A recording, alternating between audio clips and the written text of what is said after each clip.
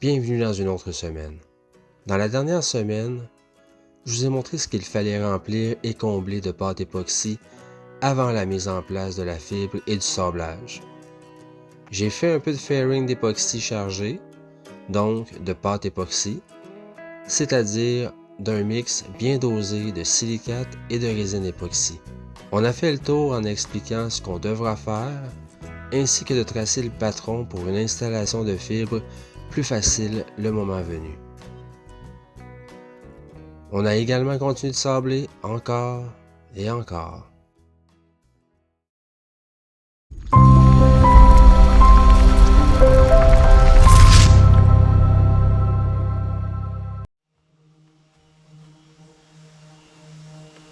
Bienvenue dans un autre épisode d'Epimony Selling. Cette semaine, on va continuer de faire du sablage. Les vêtements de protection ne sont pas obligatoires mais solidement recommandés. Surtout quand on a à faire du sablage de fibre de verre.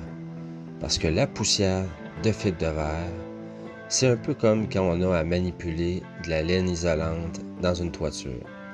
En t-shirt, puis passer ensuite des jours à se gratter, c'est vraiment pas l'idéal. Une bonne combinaison étanche, c'est indispensable. Donc, bien se couvrir la tête aux pieds, ça évite bien des démangeaisons. Donc, cette semaine, c'est du sablage. Puis, aujourd'hui, pendant que Marilyn est en train de sabler, moi, je vais m'affairer à couper tout ce que j'ai de besoin pour commencer la fibre de verre, numéroter.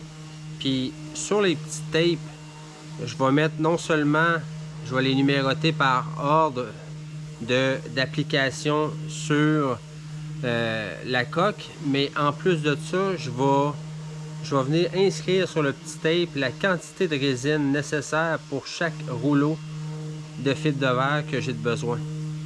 Fait que ça, j'aurai pas besoin de recalculer tout le temps ma grandeur pour savoir la quantité de résine que j'ai de besoin à mettre sur chaque section de fibre de verre. En plus des numérotés, ça va aider. Puis si je décide de tout couper la fibre que j'ai de besoin pour les deux coques, je vais avoir aussi indiqué si c'est pour la coque qui est tribord ou si c'est pour la coque qui est bâbord. Fait que cette semaine, sablage, je découpe puis je commence à préparer ça parce que tranquillement, d'ici une semaine ou deux, le sablage va être pas mal terminé puis on va être prêt à au moins commencer au minimum entre les deux coques présentement qui vont se trouver la partie extérieure des deux coques une fois que les coques vont être retournées bien sûr. Une bonne préparation à l'avance évite une pression ultérieure dans des moments pas agréables. Plus on est bien préparé et plus ce sera facile et un peu moins stressant.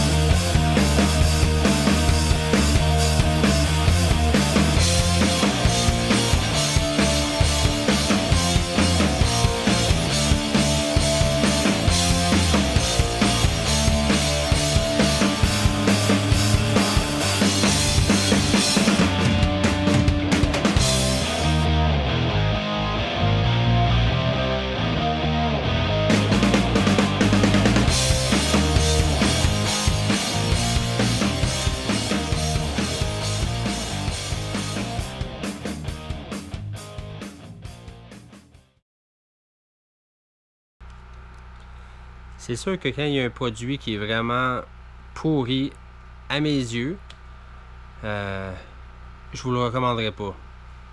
Mais si je découvre quelque chose, un petit outil qui est vraiment, vraiment utile, qui est pas trop dispendieux. C'est sûr que je vais vous en parler puis je vais vous le dire. Fait que je vais vous le dire la vérité sur qu'est-ce qu'on essaye. Puis cet outil, c'est encore la même batterie depuis le tout début que j'utilise. Puis elle est toujours pas déchargée. Fait que cet outil, je vous le recommande.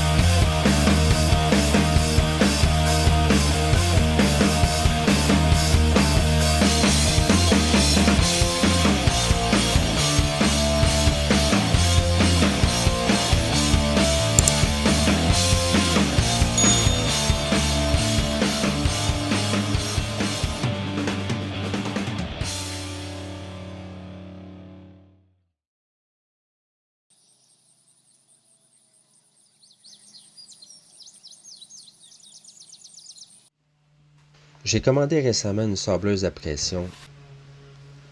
Ça fonctionne avec un ruban qui vient en rouleau et vu que j'ai du lourd à sabler, j'y suis allé avec du 80. C'est la marque Ingersoll Rand, modèle 315 à ligne droite double piston. Je veux pas nécessairement en faire la promotion et je suis nullement commandité par ce produit, mais si on regarde un peu,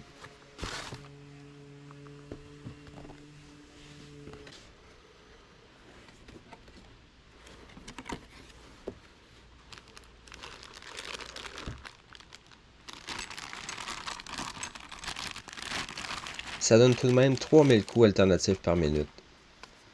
Puis ça va me donner une puissance fluide et fiable. Faut dire aussi qu'il y a de bonnes prises sur l'outil qui permet une bonne prise en main. Le design à double piston garde une puissance supplémentaire en réserve pour éviter le décrochage et pour affronter les travaux de ponçage difficiles comme le lissage du mastic ou le façonnage. Fait que sabler du fairing époxy, c'est costaud et vraiment solide. Fait que pour qu'est-ce que j'ai à faire, qui est quand même un enfer à sabler, ça risque d'être un peu moins difficile.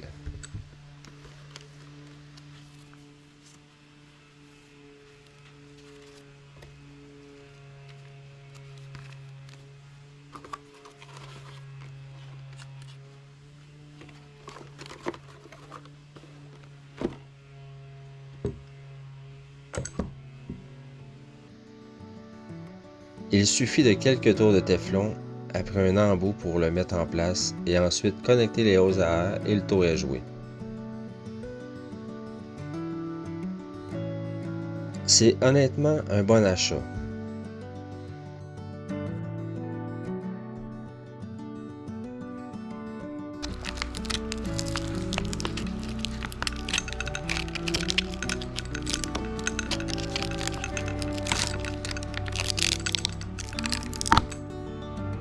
Le seul bémol que personnellement je trouve, c'est que même une grosse tank d'air, ben, ça la vide assez rapidement parce que ça consomme énormément d'air.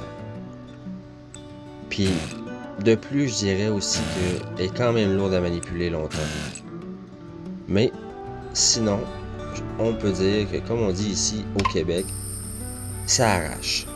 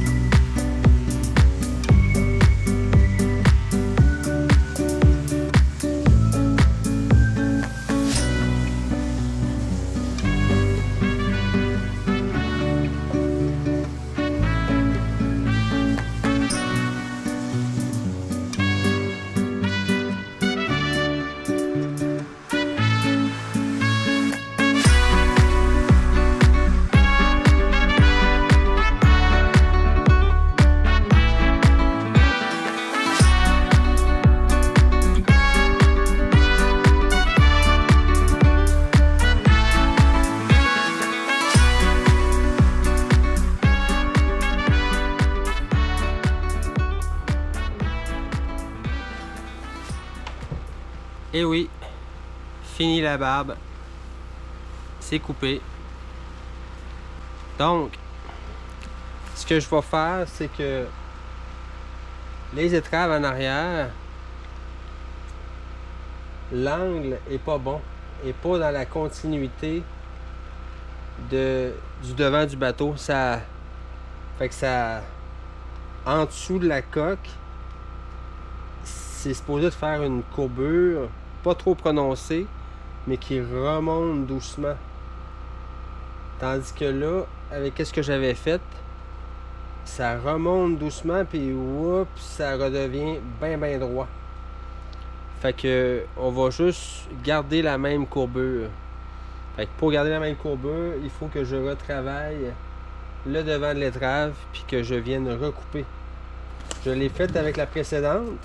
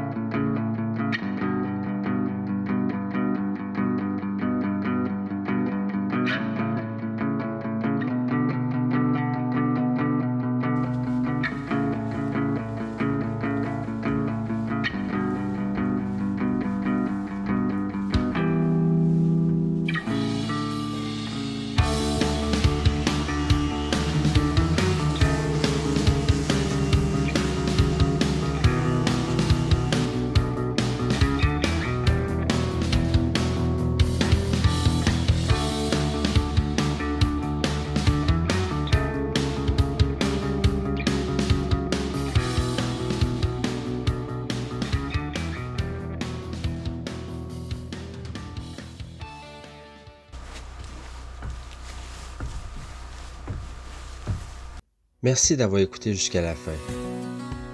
Abonnez-vous si ce n'est pas déjà fait.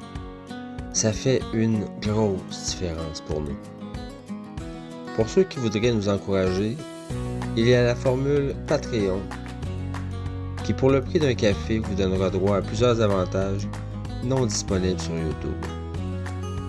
Revenez-nous la semaine prochaine pour la suite des épisodes. Portez-vous bien. Bye bye.